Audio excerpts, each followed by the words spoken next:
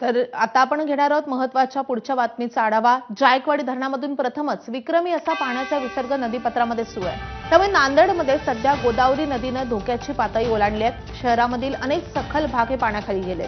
त्यामुळे मनपानं पूरग्रस्तांसाठी निवारा केंद्र उभारलेले आहेत। जायकवाडीचा विसर्ग जोवर कमी होत नाही तोवर नांदेडची परिस्थिती कायम राहणार आहे। त्यामुळे प्रशासनानं सतर्कतेचा इशारा दिलाय।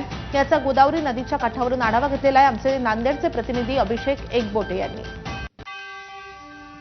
जायकवाडीचे जे आहेत ते 27 दरवाजे उघडण्यात आलेले आहेत। त्यानंतर नांदेडमध्ये खबरदारीचा उपाय म्हणून नदीकाठच्या गावांना सतर्कतेचा इशारा देण्यात आलेला आहे। रात्री महापालिकेच्या वतीने जे आहे ते दवंडी लावून जे आहे नदीकाठच्या भागांना सतर्क राहण्याच्या सूचना ज्या आहेत त्या प्रशासनाच्या वतीने दिलेल्या आहेत। आज दिवसभर नांदेडमध्ये जे आहे ते पाऊस जरी नसला तरी महापुराची भीती जी आहे ती व्यक्त करण्यात आलेली आहे। सध्या स्थितीत नांदेडमध्ये गोदावरी नदी ही धोक्याच्या पातळीवरून प्रवाहित होत आहे। त्यामुळे जुन्या नांदेडमध्ये अनेक वस्त्यांमध्ये पाणी शिरलेले आहे। जायकवाडीतून पाणी पोहोचलेल्या नांदेडच्या स्थितीत बिकट होऊ शकते अशी भीती आहे। त्यामुळे मनपाने पूरग्रस्त तात्पुरते निवारा केंद्र सुरू केलेले आहे। या केंद्रात नागरिकांनी आश्रय घेण्याच्या ज्या आहेत त्या सूचना ज्या आहेत त्या प्रशासनाच्या वतीने देण्यात आलेल्या आहेत। अभिषेक एकबोटे, एबीपी माझा, नांदेड।